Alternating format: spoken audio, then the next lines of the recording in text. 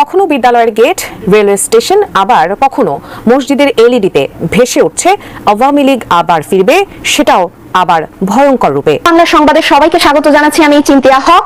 শুরুতেই সংবাদ শিরোনাম। একের পর এক আন্দোলন এই সরকারের মধ্যে টেবিল রয়েছে। আমরা চাই এই উপদেষ্টা পরিষদ আগামী 2 সপ্তাহের মধ্যে তাদের সম্পদের হিসাব জনগণের সামনে দাখিল করবে। অবশ্যই উচিত হয় না, কেন ভাঙবে? এটা বাংলা সরকার করবে, আপনি কেন আইন হাতে নেবেন? সরকার বিচার হবে, অবশ্যই বিচার হবে। আমি আপনাদেরকে প্রশ্ন করতে চাই, বৈষম্য বিরোধী যে আন্দোলন হলো, ছাত্র আন্দোলন, আদৌ কি বৈষম্য দূর হয়েছে? কেউ কেউ বলার চেষ্টা করছেন যে সরকার আসলে নিজেই কন্ট্রোল করতে পারছে না, যার কারণে হচ্ছে কি যে অনেক কিছুই ঘটে যাচ্ছে, সরকার এই ক্ষেত্রে বিষয়টাকে ব্যালেন্স করতে পারছে না। সম্মানিত দর্শক মণ্ডলী, কখনো বিদ্যালয়ের গেটে বা রেল স্টেশনে, কখনো বা মসজিদের এলইডিতে ভেসে উঠছে আওয়ামী লীগ ফিরবে, সেটাও আবার ভয়ঙ্কর রূপে। এছাড়াও রাজনীতির অঙ্গনের বিভিন্ন প্রকার আপডেট নিউজ নিয়ে আজকের এই ভিডিওতে থাকছে বিস্তারিত প্রতিবেদন। তাই জানার আছে অনেক কিছু। 1 সেকেন্ড না টেনে ধৈর্য সহকারে পুরো ভিডিওটি দেখার জন্য আহ্বান করছি। আর একটি ছোট্ট রিকোয়েস্ট করছি, তা হলো যদি আপনি আমাদের এই চ্যানেলে নতুন দর্শক হয়ে থাকেন, অবশ্যই আমাদের এই চ্যানেলটি সাবস্ক্রাইব করে একটি লাইক দিয়ে পাশে থাকা বেল বাটনটি অন করে দিবেন। তাই আর কথা নয়, চলুন সরাসরি আমরা ভিডিওতে চলে যাই। আওয়ামী লীগের সভানেত্রী শেখ হাসিনা কি তাহলে ট্রাম্প কার্ড হাতে পেয়ে গেল? দেখেন, এটা আমার কথা না, শফিকুর রহমান খান ফেসবুকে একটা পোস্ট করছেন। সেই পোস্টে তিনি এই বিষয়টাই বোঝানোর চেষ্টা করছেন। ঢাকায় আসতেছে আপনার জাতিসংঘের মহাসচিব, হঠাৎ করে আমাদের বাংলাদেশে কেন আসতেছে? আওয়ামী লীগকে নিয়ে আগামী নির্বাচন অনুষ্ঠান করতে হবে, এটি হচ্ছে মার্কিন যুক্তরাষ্ট্রের বার্তা। এই প্রথমবারের মতন 6 মাসের মাথায় এসে মার্কিন যুক্তরাষ্ট্রের পক্ষ থেকে একটি সরাসরি চাপ। ভারতের প্রধানমন্ত্রী নরেন্দ্র মোদীর এবারের যুক্তরাষ্ট্র সফরের দিকে ভারতীয়রা তো বটেই, শুরু থেকেই নজর ছিল গণ অভ্যুত্থানে স্বৈরাচার তাড়ানো বাংলাদেশের আপামর জনতা। বৃহস্পতিবার হোয়াইট হাউসে মার্কিন প্রেসিডেন্ট ডোনাল্ড ট্রাম্পের সাথে বহু প্রত্যাশিত বৈঠকের পর দুই দেশের স্বার্থ সংশ্লিষ্ট বিষয়ের বাইরে গিয়ে বাংলাদেশ প্রসঙ্গ টেনে আনেন ভারতের সাংবাদিকরা। জবাবের ভঙ্গিতেই ট্রাম্প বুঝিয়েছেন এ বিষয়ে খুব একটা আগ্রহ নেই। মোদীর অনুগত নেতা আর গণমাধ্যমের হুমকি ধমকির ধারাবাহিকতায় যুক্তরাষ্ট্রের উপর ভর করে বর্তমান বাংলাদেশকে শায়েস্তার নয়া চেষ্টাও হাতছাড়া হলো। এখন কি করবে ভারত? কোন কূটকৌশলে আটকাবে ফ্যাসিবাদ স্বৈরাচারের শিকল ছেড়ে গণতন্ত্রের পথে আগুয়ান বাংলাদেশকে? নরেন্দ্র মোদী ভাবছিল যে এক ঢিলে 2 পাখি মারা, এক হচ্ছে ভারতের স্বার্থ উদ্ধার করা এবং বাংলাদেশকে সাইজ করা, কিন্তু দুটোই পানিতে গেল। এবং বলতে গেলে নরেন্দ্র মোদী কিন্তু ফাটা বাসে আটকে গেল।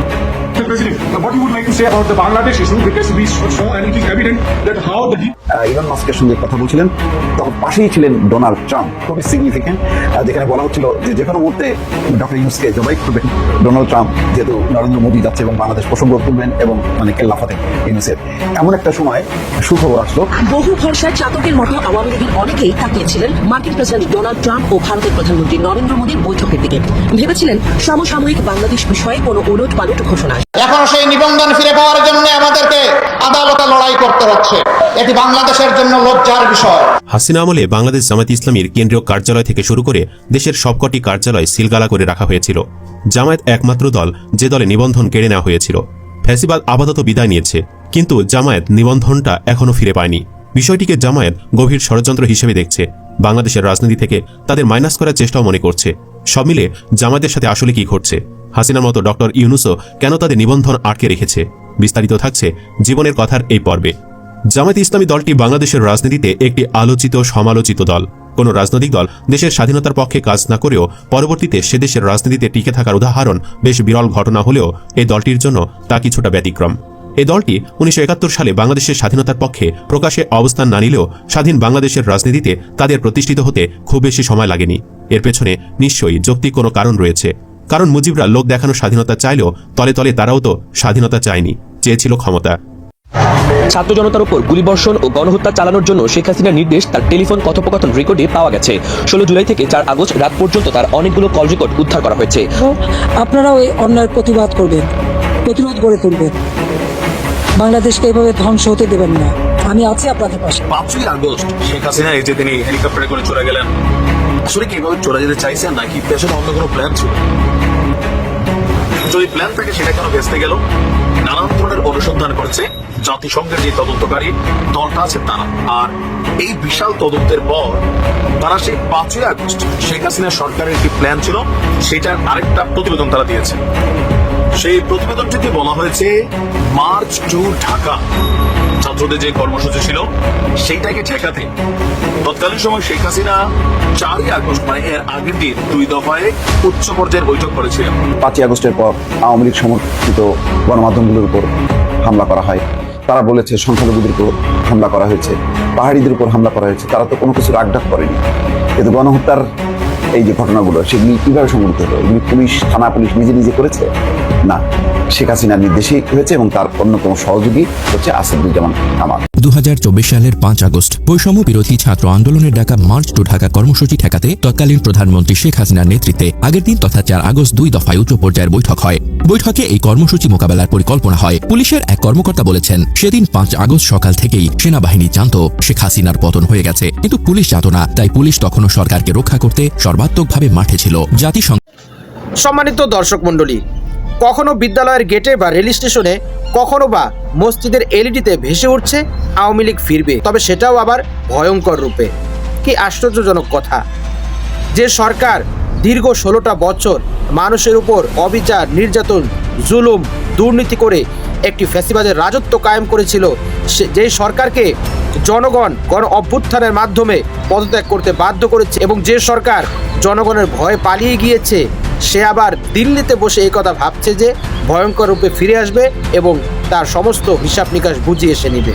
সে প্রতিশোধ গ্রহণ করবে ইউনূস সরকারের কাছ থেকে। ছাত্রদেরকে ওপারে পাঠিয়ে দিয়ে সে আবার ক্ষমতায় গ্রহণ করবে। কত চমৎকার চিন্তা ভাবনা তার! সে হয়তোবা ভুলে গিয়েছে একটি গণতান্ত্রিক দেশে জনগণ যে সরকারকে ক্ষমতা থেকে টেনে হেসড়ে নামিয়েছে, সে সরকারকে এত সহজে এই জনগণ গ্রহণ করে নিবে না। যদি নিত, ধানমন্ডির 32 নম্বর বাড়িকে তারা এভাবে ঘুরিয়ে দিত না। শেখ মুজিবের সমস্ত মুরাল বাংলাদেশের ইতিহাস থেকে, বাংলাদেশের জমিন থেকে নিশ্চিহ্ন করে দিত না। এভাবেই ধারাবাহিকভাবে যে দেশ থেকে একটি দলের সমস্ত প্রকার আলামত নিশ্চিহ্ন করে দেওয়া হচ্ছে, সেই দেশের মানুষ আবার আপনাদেরকে বরণ করে নিবে। এ কথা কিভাবে ভাবলেন? এ কথা ভাবা আর স্বপ্নের জগতে বসে বসে আইসক্রিম খাওয়া একই কথা। ওটা যেরকম নিঃশেষ হয়ে যাবে, এটাও স্বপ্নেই থেকে যাবে, বরং কখনোই বাস্তবে রূপ নেবে না।